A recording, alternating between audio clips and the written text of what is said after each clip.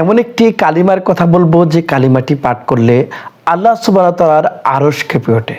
সম্মানিত দর্শক, কেউ যদি রাতের গভীরে তাহাজ্জুদ নামাজ পড়ে এই কালিমাটি পাঠ করে আল্লাহ সুবহানাহু ওয়া তাআলার আরশ কেঁপে ওঠে। আমি আপনাদেরকে জানিয়ে দেব এমন একজন ব্যক্তির কথা যার মৃত্যুর পরে অর্থাৎ যার মৃত্যুর পরে আল্লাহ সুবহানাহু ওয়া তাআলার আরশ কেঁপে উঠেছিল। সুবহানাল্লাহ, আল্লাহু আকবার। সম্মানিত দর্শক, সেই সাহাবী হচ্ছে সাদ ইবনে মুআজ রাদিয়াল্লাহু তাআলা আনহু। সাদ ইবনে মুআজ রাদিয়াল্লাহু তাআলা যখন মৃত্যুবরণ করেন তখন আল্লাহর আরশ কেঁপে উঠেছিল। হাদিসে এসেছে ইহতাজ্জা আরশুর রহমানি লিমাউতি সাদ ইবনে মুআজ। সম্মানিত দর্শক, when Saad was dead, আল্লাহ সুবহানাহু ওয়া তাআলা আরশ কেঁপে উঠেছিল। আল্লাহ সুবহানাহু ওয়া তাআলা আরশ কেঁপে উঠেছিল। আর আপনি যখন এমন একটি কালিমা পড়বেন যে কালিমাটি পড়লে আল্লাহ সুবহানাহু ওয়া তাআলা আরশ কাঁপতে থাকবে, আপনার সেই কালিমাটি কি? আসুন আমরা সেই কালিমাটি নিই। কোন কালিমাটি পড়লে আল্লাহর আরশ কেঁপে উঠবে এই কালিমাটি আমি আপনাদেরকে জানিয়ে দেব। সম্মানিত দর্শক, আমরা তাহাজ্জুদ নামাজ পড়ে এই কালিমাটি পড়ব এবং বিভিন্ন সময়ে যে কোনো সময় আমরা ইচ্ছা করলে এই কালিমাটি পড়তে পারি, যে কালিমাটি পড়লে আল্লাহ সুবহানাহু ওয়া তাআলা আরশ কেঁপে উঠবে। সুবহানাল্লাহ, সুবহানাল্লাহ, সুবহানাল্লাহ। সম্মানিত দর্শক, তাহাজ্জুদ নামাজ একটা গুরুত্বপূর্ণ নামাজ। এ ব্যাপারে সূরাতুল আল ইসরা অর্থাৎ কোরআনুল কারীমের 17 নম্বর সূরা 79 নম্বর আয়াতে আল্লাহ সুবহানাহু ওয়া তাআলা বলেন, অমিনাল লাইলি ফাতাহাজ্জাদ বিহি নাফিলাতাল লাকা আসা আইয়াবাসাকা রাব্বুকা মাকামাম মাহমুদা। অর্থাৎ আল্লাহ সুবহানাহু ওয়া তাআলা বলেন যে রাতের কিছু অংশ তাহাজ্জুদ আদায় করে যা আপনার জন্য অতিরিক্ত ইবাদত হয়ে যাবে। আশা করা যায় আপনার রব আপনাকে প্রশংসিত স্থানে অধিষ্ঠিত করবেন। সম্মানিত দর্শক, আমরা কিন্তু বিভিন্ন নামাজ আদায় করে থাকি, অর্থাৎ ডেইলি আমরা 5 ওয়াক্ত নামাজ পড়ে থাকি, অর্থাৎ এগুলো হচ্ছে ফরজ নামাজ। অতিরিক্ত নামাজ হিসাবে তাহাজ্জুদ নামাজ খুবই গুরুত্বপূর্ণ। আহমিয়াতুস সালাতিত তাহাজ্জুদি কাসীরান কাসীরা, অনেক বেশি গুরুত্ব রয়েছে। নবী করিম সাল্লাল্লাহু আলাইহি সাল্লাম বলেছেন যে আফদালুস সালাতি বাদাল ফারিদাতি সালাতুল লাইল। নবী বলেন আফদালুস সালাতে বাদাল ফারিদাতে সালাতুল লাইল, অর্থাৎ নামাজ, ফরজ নামাজের পর উত্তম নামাজ হলো কিয়ামুল লাইল অর্থাৎ তাহাজ্জুদের নামাজ। প্রিয় ভাইরা, প্রিয় বোনেরা, কত সময় আমরা নষ্ট করি, তাহাজ্জুদ নামাজটা আমরা সঠিকভাবে পড়ি না। আল্লাহ যেন আমাদেরকে আমলি বানায়। এই পৃথিবীতে আমরা থাকবো না, চলে যাব এই পৃথিবী থেকে। এই পৃথিবীতে কেউ থাকতে পারে নাই। প্রিয় নবী হযরত মুহাম্মদুর রাসূলুল্লাহ সাল্লাল্লাহু আলাইহি সাল্লাম, তিনি জগতের শ্রেষ্ঠ এবং সমস্ত আম্বিয়াদের সাইয়্যেদ। এমন নবী পৃথিবী থেকে অল্প কয়েকদিনের জিন্দেগির সফর শেষ করে তিনি আখিরাতে চলে গেলেন। প্রিয় ভাই ও বোনেরা, আমরাও কিন্তু এই দুনিয়াতে থাকবো না। প্রিয় যুবকেরা, কোথায় সময় কাটাচ্ছ, কাকে সময় দিচ্ছ, কিভাবে সময়টাকে নষ্ট করছো, আমার বুঝে আসে না। একদিন তো তুমি আমি কেউ থাকবো না, আমাদেরকে চলে যেতে হবে এই জগৎ ছেড়ে। যুবক, তুমি একদিন বৃদ্ধ হয়ে যাবে, হয়তো বা বৃদ্ধের আগেও তুমি পৃথিবী থেকে চলে যেতে পারো, কিন্তু নামাজ আদায় করো না। অথচ নামাজ আল্লাহ বলেছেন ইন্নাস সালাতা তানহা আনিল ফাহশাই ওয়াল মুনকার, নামাজ তোমাকে সমস্ত খারাপ কাজ থেকে বাঁচায় রাখবে। প্রিয় ভাইয়েরা, প্রিয় দিনী ভাই ও বোনেরা, প্রিয় যুবকেরা, আসো আমরা দেরি না করে নামাজ আদায় করি।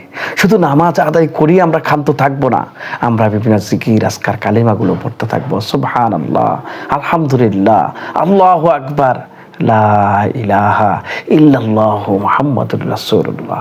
এই কালিমাটি বেশি বেশি করে পড়ব। সুবহানাল্লাহিল বিহামদিহি সুবহানাল্লাহিল আযীম, সুবহানাল্লাহি বিহামদিহি সুবহানাল্লাহিল আযীম। এই কালিমাগুলো বেশি বেশি পড়লে অনেক বেশি সওয়াব হবে।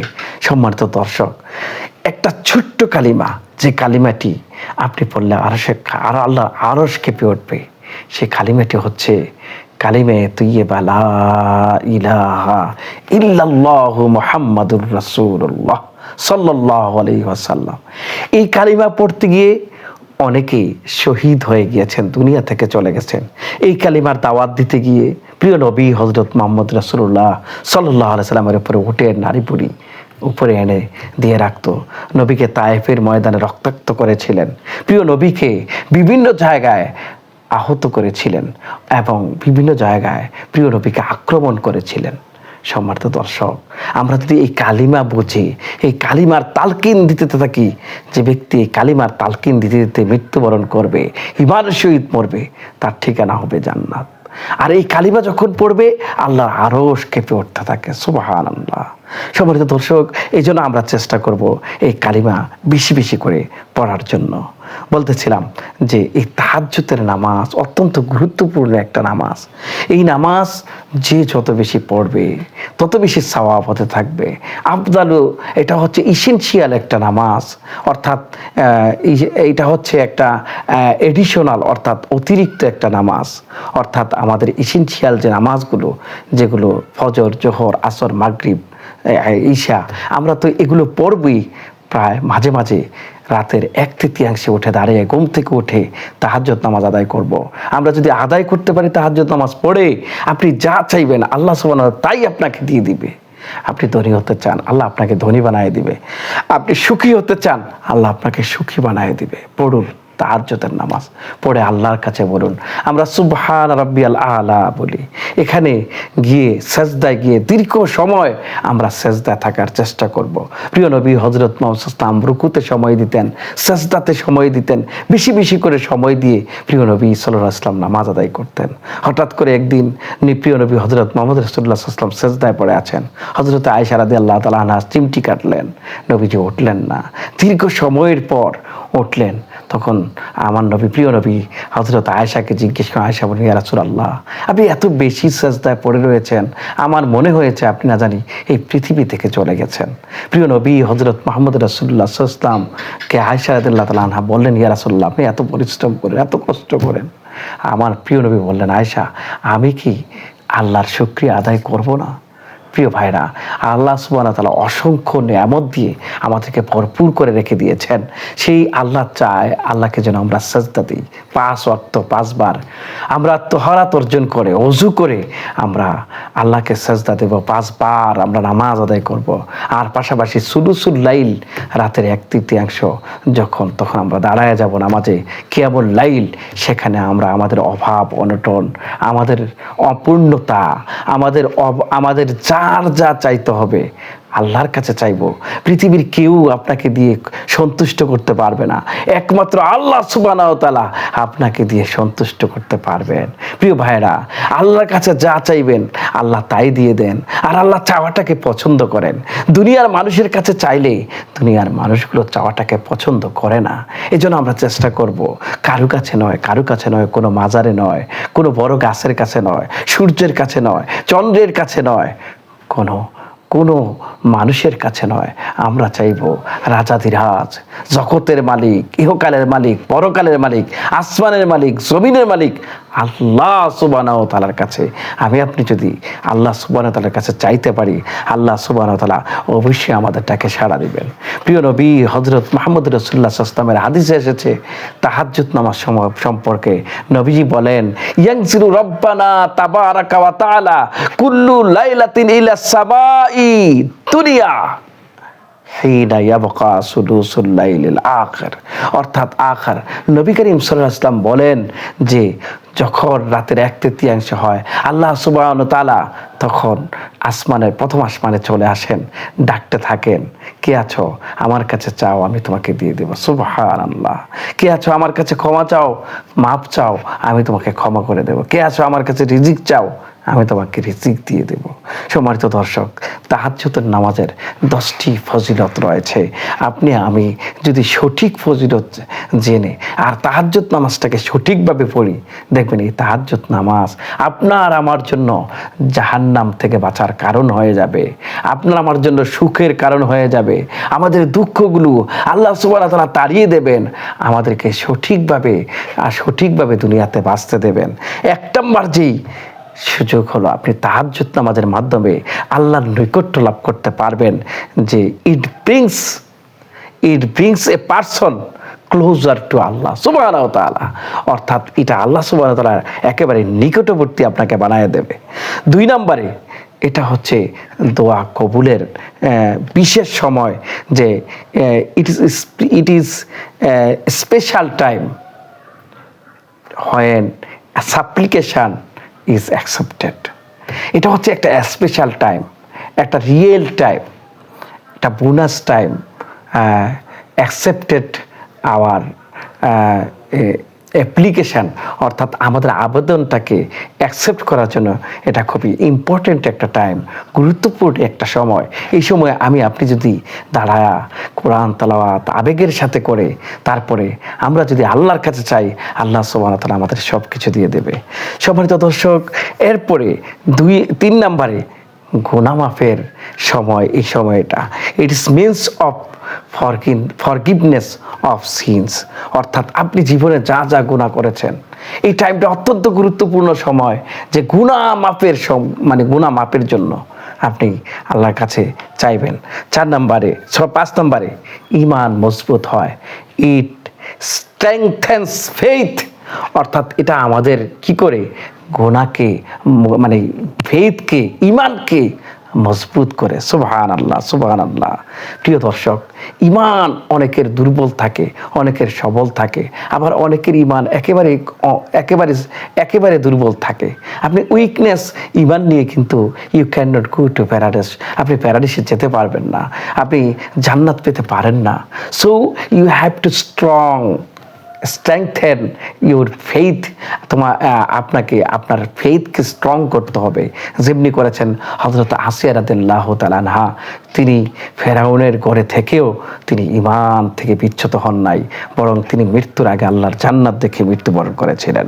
যেমনি করেছেন প্রিয় নবী হযরত ইব্রাহিম আলাইহিস সালাম, যিনি কি করেছেন, ঈমানকে মজবুত করে আঁকড়ে ধরে আগুনে ঝাঁপ দিয়েছেন, কিন্তু ঈমান ছাড়ে নাই।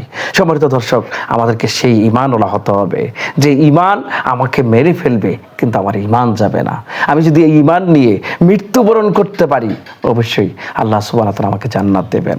প্রিয় দর্শক, শেষ পর্যন্ত এই নামাজ আপনাকে জান্নাত লাভের অন্যতম কারণ হয়ে যাবে। সুবহানাল্লাহ সুবহানাল্লাহ। 6 নম্বর গুরুত্ব হচ্ছে, এই নামাজ আপনাকে জান্নাতে যাওয়ার কারণ হয়ে যাবে, যে it's among the deed that lead paradise. সুবহানাল্লাহ। অর্থাৎ এটা এমন একটা নামাজ, যে নামাজ আপনাকে প্যারাডিস পর্যন্ত পৌঁছায় দেবে।